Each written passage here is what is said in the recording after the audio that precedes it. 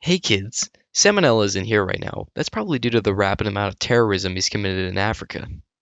So I'll be your substitute teacher while Sam is doing whatever Sam does.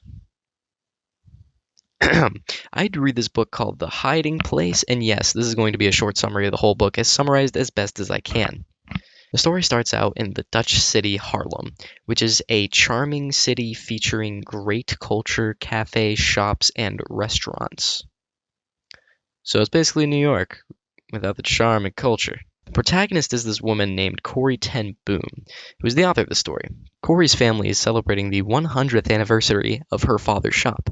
This adds 3 characters: Nolly, Willem, and Betsy. Remember Betsy. And the father making the 4th character there. There are going to be so many freaking names. Oh my. This family of devout Christians spends all their time together when they are not working at the shop. Except for Mrs. Boom and their aunts. We don't mention them. Now, if ever, is a good time to mention the house that these goobers are operating in. Their house is called the Beige, which is where their watch shop is, and holds very important meaning to the family. And it has a cool little room in it that will definitely be a little helpful in later chapters. But anyway, the first few chapters go through Corrie's youth. This is basically just the trauma section of the book. The eventful things in her life are as follows. Her love of a man named Carol ends up marrying another woman because Corrie is poor. Her 2 aunts die. Willem and Nolly get married separately. And the birth of Nolly's son, Peter, who is special. Oh, and Germany announces that they want beef with the whole world and start World War II. Anyway, skip a little bit to when Amsterdam surrendered to Germany because the Dutch was poor AF. The SS apparently banned the national anthem in Amsterdam, which is kinda goofy. The reason why this book mentions this is because Peter, Nolly's special kid, was playing their anthem at a church. And the Gestapo finds out and arrests this kid for playing a song in church. Meanwhile, the family begins hiding Jewish people after finding out what Hitler was doing. And they have a friend named Mr. Smith. And they create a secret room for Jewish people. Anyway, the family finds a man named Rolf. Rolf is a policeman in Haarlem and gives these guys the lowdown on what's going on in the area. The Ten Boom family finds many Jewish people and either send them out in safe places outside of the city or hide them in that tiny excuse for a safe room in the Beige. Pickwick, a family friend of theirs, gives them the notion of the idea that they have to set up an alarm for when the Gestapo raids their house so they can get all their Jews crammed into that tiny excuse for a hiding room.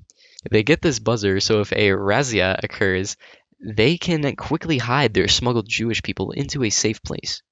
Corrie is then called to the police station, and the chief reveals that he is sympathetic for what the Ten Boom family is doing, which means someone snitched. The chief asks Corrie if she wanted help killing the informant. Corrie says, nah, screw that, pray for this man, for the Lord have mercy. Okay, anyway, the Nazi ops are looking for people, especially people in Haarlem. And guess what? The Corrie ten Boom family is arrested. The family gets taken to Schnegeven.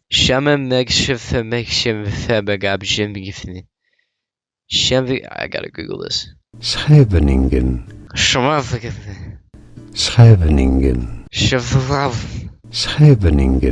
Which is a prison that they get sent to.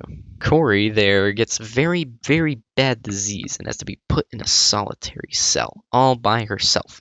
And she gets lonely. I think she has other things to worry about than being lonely. But she finds out that Nolly, Willem, and Peter are getting released. And guess what? Betsy also gets very, very, very sick in Scheveningen penitentiary.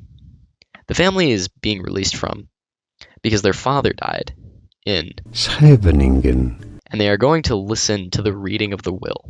Corrie and Betsy reunite as the prison evacuates. And the two are sent to a camp called Vat, which is a prison for political prisoners. But then the camp falls because Germany's kind of not doing so hot in the war. So they go to a place called Ravensbrück, which is also known as Hell. Anyway, they, 1,400 women, get put in this little tiny box that was supposed to only house 400 people. Betsy dies before Corrie is released, and the book basically ends.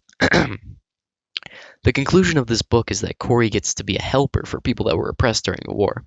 The crazy thing about this story is that even after all that Corey went through, she died of a stroke in 1983. It's crazy to think of how much life can quickly throw things at you and yet so quickly take them away. Anyways, till next time, I'm Salmonella Substitute, and thank you for watching.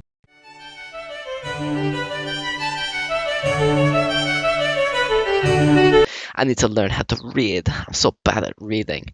Like, what the heck is Schwingingen? Schwingingen? Schwingingen? Schwingingen? What the heck is Schwingingen? Anyway,